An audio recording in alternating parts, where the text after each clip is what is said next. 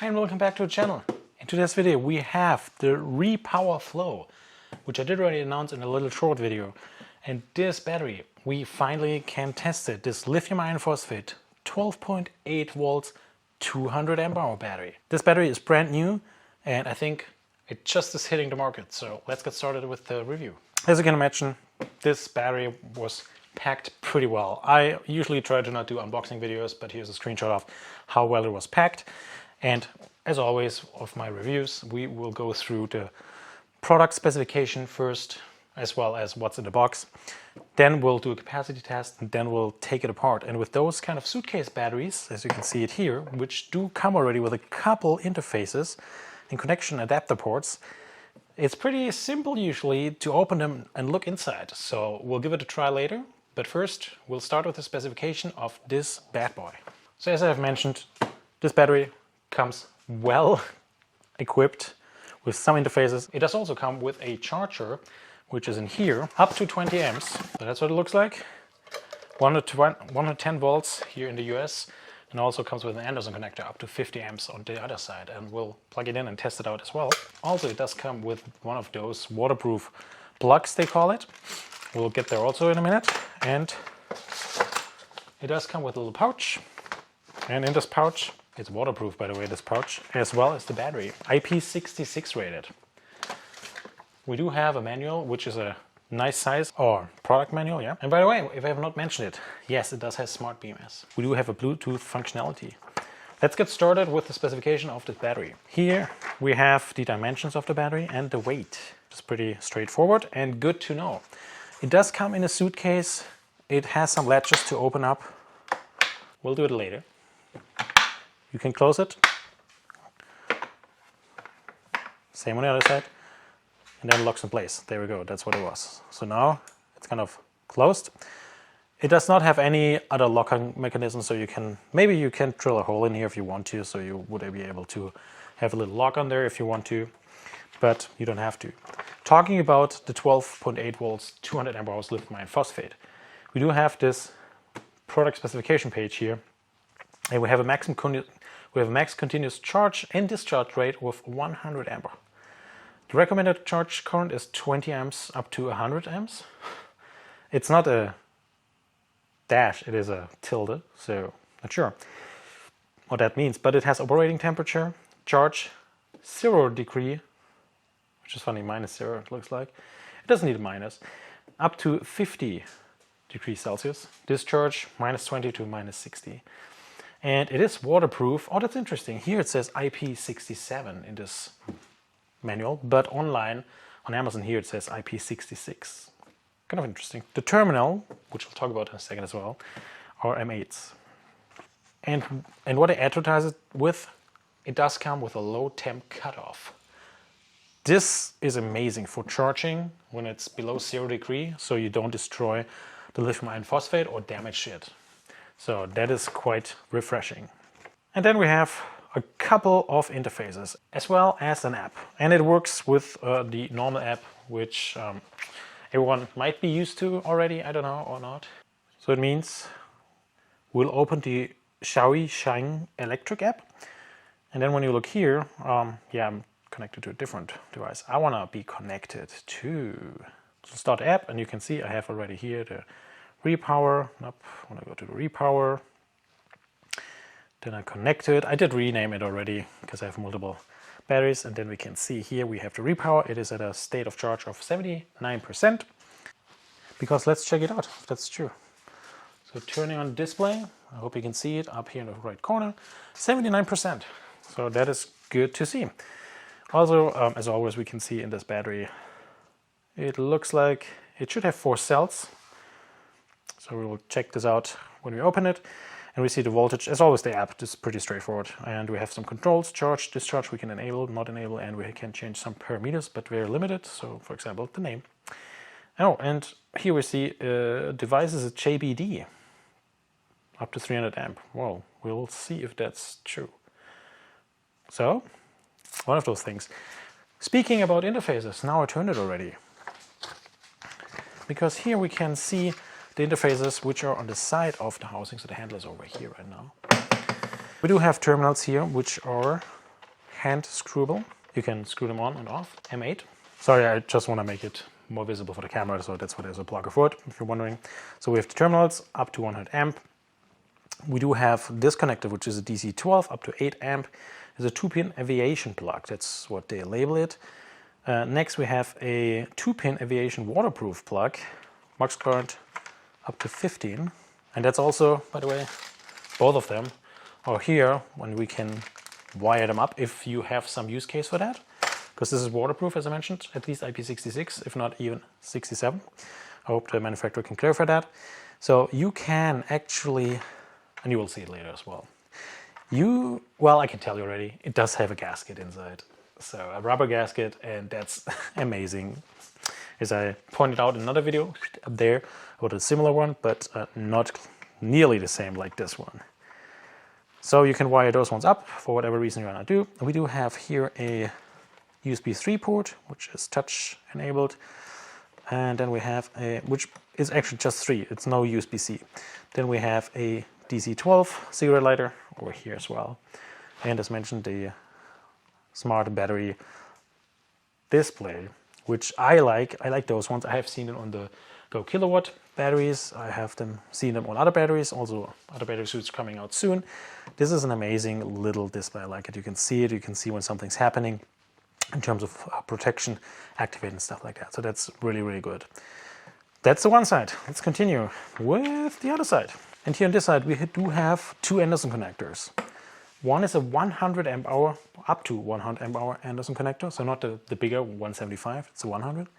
And then we have here the 50 amp hour Anderson connector. And that's the one which we can use, you guessed it right, with our charger. So this charger has a nice handy handle here, so which is great because you have to stick it in like so. That's in. You know what it will do? We might just charge it. Let me go through a few more things really quick as well. So one more information about this. The case is an ABS material, and here you see it again, IP66 rated damp-proof protective case. This battery looks pretty promising, and I've not even opened it yet. But we'll do it in a minute. We'll do the capacity test first before I do anything else. We'll be back after the capacity test. Now you can see we have the battery just fully charged. Let me unplug everything and get the capacity test started. All right, after letting it settle a little bit, I can see this one is 0.09 off from what I've measured with my multimeter, but we'll start a test anyways. So let me get the load attached.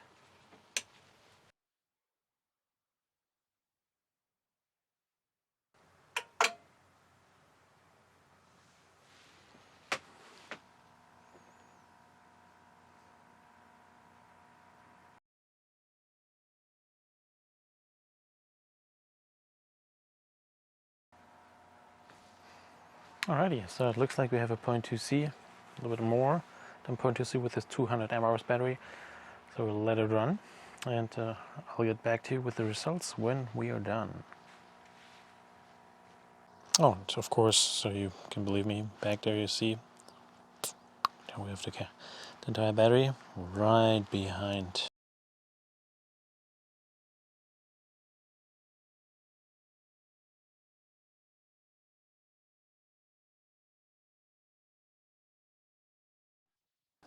Okay, nice. So we can already see that here. You can, on one hand, left side, I hope it's left.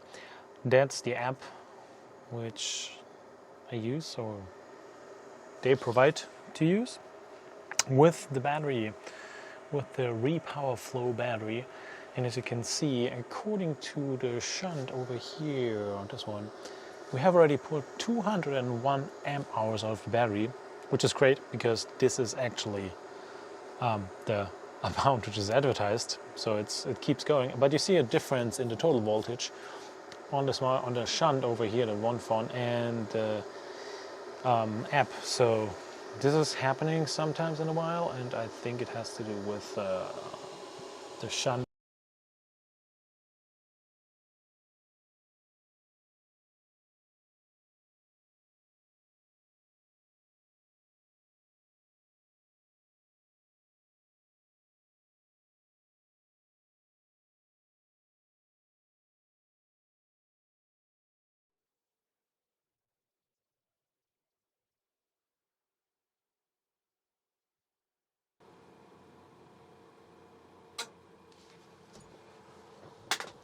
Oh yeah. Nice, really quick to recap. 210 amp hours. That's it's not only a pass, it's a strike, if you ask me. 200 amp hours is advertised, 210, that's what we received. That is definitely more. I'm really happy and excited to see that. Let's continue. We actually did pass the capacity test. This is amazing. And not only just passed it slightly, we did pass by a good chunk. So I'm really happy to see this. This is a great approach. This is a great product in my opinion so far. Let's take a deeper look and actually see what's under the hood. So I'm using now the charger, which they have, the RePower Flow Mode X YM 500 watt. That's what it's called. It should charge up to 20 amps. It also says charging indicator, what it's red flashing, and when it's green. So I'll plug it in, because when it comes with the product, we need to test it maybe as well. I just realized that. So let's see. Let me turn on the display. So we see the display over here. It does charge. It says here on the display it's 19.7, 19.8, and here on the app it says 19.7. Yeah, and rounds up because this has 2 digits on the app and not here. But it's good to see that. I like it. What you can also do with this control, by the way, charge switch. Let me turn this off. And it did stop. The BMS did stop, so here's at 0. And right now we see also in the app there's nothing happening. Let me turn it back on, because when you do that in the app you might want to remember, hey, I did turn it off, maybe or not. But it's a great display. It looks like it is doing the job what it's supposed to do. Charging with 20 amps, and I like that because it's a 200 amp hour battery, so it still takes some time to charge this battery. To unplug, it's super simple because it comes with this amazing handle here. I've not seen those handles on those Anderson connectors, but it does work pretty well. And by the way, it does also say it comes with grade A cells. So what do you think? Should we continue with taking it apart? I think we should. That's the fun part, right? This sticker here on top, it's a sticker, as I just pointed it out. So if you don't like it, you can take it off, but it's not bothering me at the moment. It's a solid case so far, so I like that. So here we have everything. Let's open it up, see what it looks like. Moment of truth. Ooh, yeah. I should be surprised, but I wasn't able to wait. So I looked inside already, and I thought, when I opened it first time, man, that is like so structured. I was blown away with this, to be very honest. So what I see up here, you barely see it because it's a lid, but it's high density foam. It's glued in. And on this side we have, I think it's an aluminum housing here. We do have a negative, we have a positive, both crimped. We have a little cover over here which you can pull away, and you might be able to look inside, but you destroy that when you do that. Just be aware of that. We do have most likely here, I don't know, probably some balance leads going in. So we'll take a look inside a little bit more, but we cannot see a lot, but it's really solid, it's sturdy in there. I really like what I see. There's a sticker also for the app, which I pointed out already. So let me try to get more in this. I have no idea at the moment what I should open or what not, so we'll go from there. Okay, first of all, wanted to get access here, and I saw, oh, there are the cells. Then I thought, okay, maybe the corners, they're very tight, so I didn't want to loosen too much up. Now I disconnected the bus bar over here. As much as I understand, that's the bus bar. Looks the same underneath, and here we have the beauty. Dang, look at that. I have to make sure that I don't mess it up putting it back together. What I can see already, temperature sensor over here, which we will take out because that's what we'll test with. You see, there we go. I need to put it back in later, but we have, you can see this is one cell, so to speak. This is one cell, this is one cell, and this is one cell.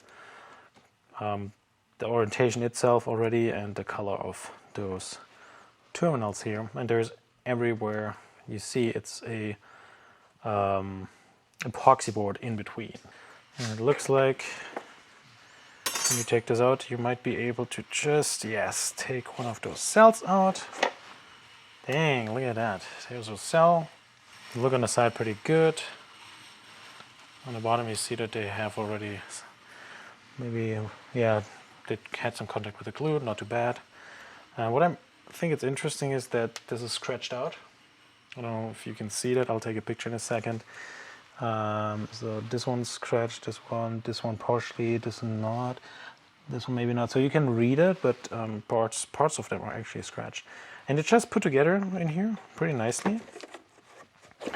And that's how I stacked them up back in here.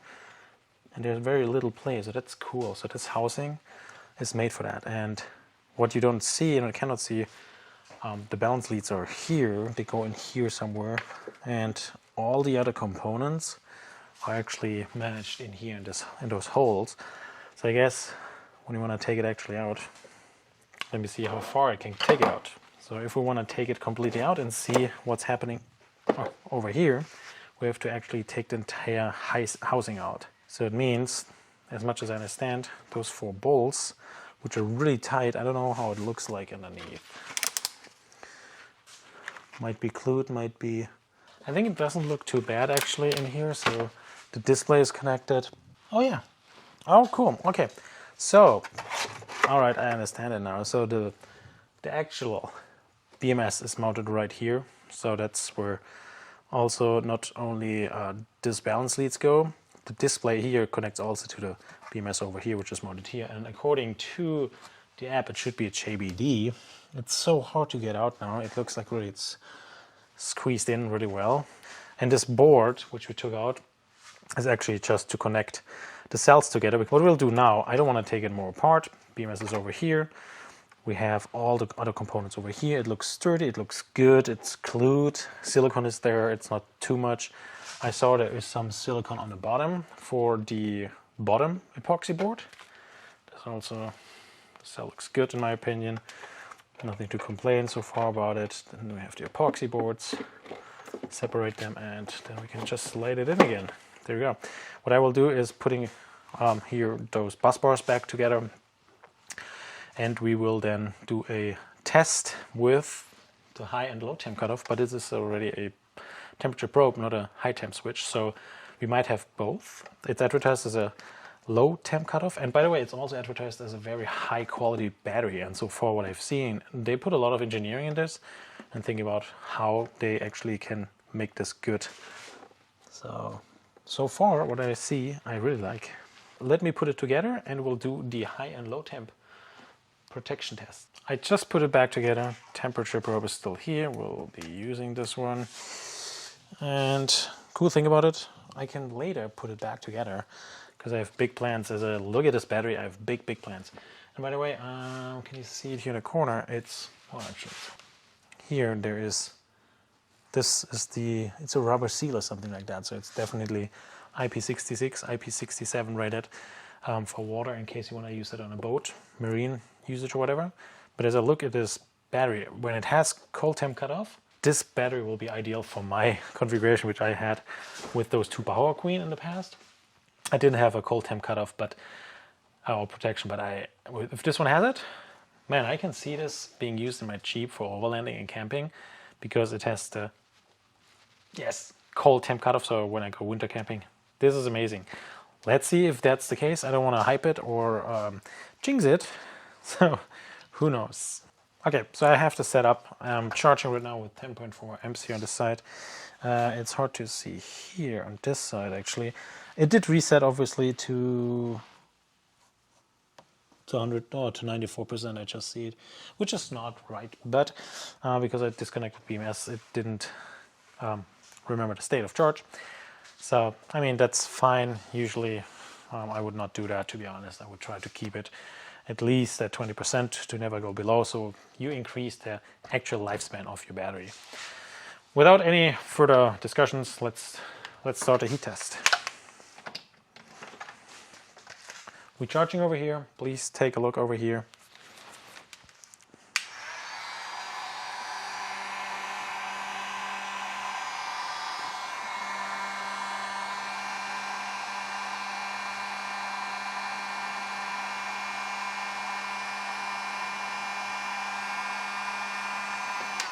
And I just saw it, it says protection over here. So I just saw it over here. Here's a screenshot or picture, error protection. Now it's back up and running. You see that? It said temperature. So that's good to see. We'll keep charging. So right now we're charging. Let's do the cold temp test. So it means take my ice packs, again, ice packs, to see how far we can get with this. Minus 7.2, it's still charging, which is not correct. At 0 degrees it should stop charging. It's not good. Here we have the RePower, let me connect.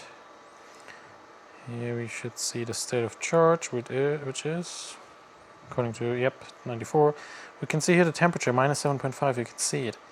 Here, minus 7.5. If we would have a temperature drop, the cell's getting that cold and you're charging it. It's not good. It was advertised with low temp cutoff. Our good old friend, the duster. How far we can get, but look at the temperature. It says, yeah, because it's minus 23 Celsius. Okay, I'm connecting again to the app. It says 95%. It is at 95%. It's charging with 10.32. That correct temperature is at 18.1. It is 18.1. I'll do the duster one more time. Oh, not good. There we go. And it is minus up. The app refreshes minus 25. And it does stop charging. Now it's heating back up. We are at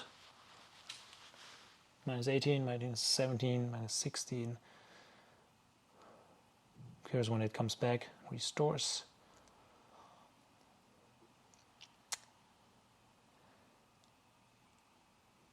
Minus 5-ish. That's when it comes back, it looks like, or minus 6, around that temperature. All right, we are at 14 degrees. Let me use a new tactic. See how far we can get with this. Right now we are at 10, dropping 8. You can see it hopefully here in the app as well. I try to record it. Minus 8. Minus 9. Minus 10. Oh, there we go. Minus 11. Between minus 10 and minus 11. That's kind of the magic temperature. Well, the battery does have the low temp cutoff, but at minus 10, minus 11. So that's a little bit too late, especially given the fact that it's an enclosed housing, so it's possible that everything else got already cold before, before it triggers. So there it comes back. It's charging again. It's cool to see, but I would love to see some adjustments from the manufacturer to that temperature, or that I can adjust it myself to give me peace of mind. But I understand with warranty and everything else, this battery also should have, and has probably, with warranty and everything else this battery has, there is, no adjustability, so keep that in mind. It would be great to see this, but now we know it. All right, I got it back together, and for closing it, close it, latch it, close it, latch it, done. So now it's closed. So this battery actually, and that brings us to the summary of this entire video. This battery is a well-engineered battery pack, in my opinion.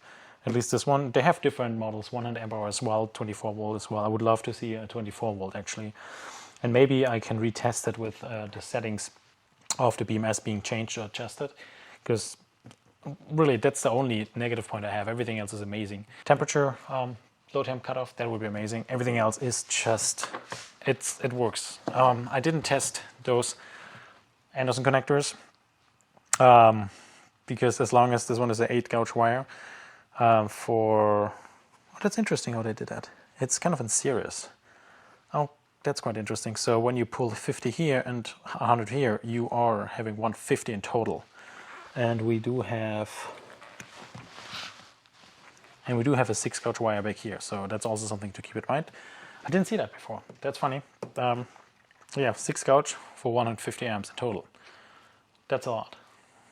I don't know if I would do that continuously, but it's also, it says Anderson 100 amp here on this side, but it's advertised here only with max discharge 100 amps. So stick to that. Don't do the 150 of both Anderson connectors together. Do 100 amp maximum. Yeah, as long as they don't claim it, don't do it. because then it's not intended to be. Of course, they have some buffer in there. I think I know what I will use it for in my Jeep, as I mentioned. I think that's a great use case for me. Just have to see if I can adjust the low temp cutoff. That's all. Everything else is really great quality. Maybe one more thing. That's what I'm always curious about. We were able to pull more capacity out of this battery, which is amazing to see, as I always like to say. But why are the cells scratched, the QR codes? Is that on purpose? Because some are readable, some are not. Maybe it's not on purpose, maybe it's just happened. I would like to have an explanation for that, because the cells did not look old at all. So they, advertise it as grade A cells, so it should be, right?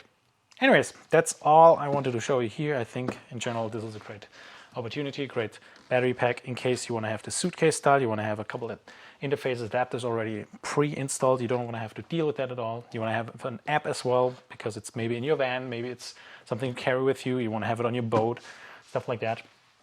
This one will work great, I'm pretty sure. All right, that's all I wanted to share with you. Subscribe to the channel if you want to. Thanks for watching. Cheers!